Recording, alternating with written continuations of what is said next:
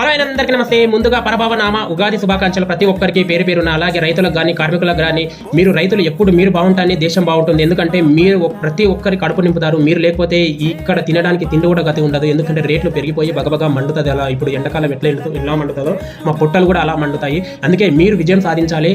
మీరు ఎప్పుడు హ్యాపీగా ఉండాలి. మీరు లాభాలు పొందాలి.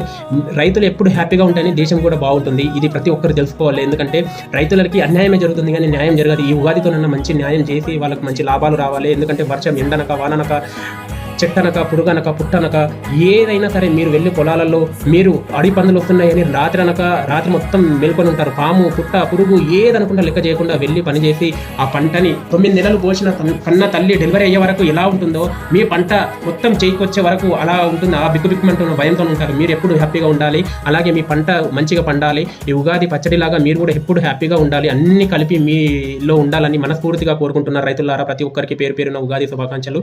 ఈ వీడియోకి నచ్చితే లైక్, షేర్, సబ్స్క్రైబ్ చేసుకోండి ఫ్రెండ్స్. Thank you.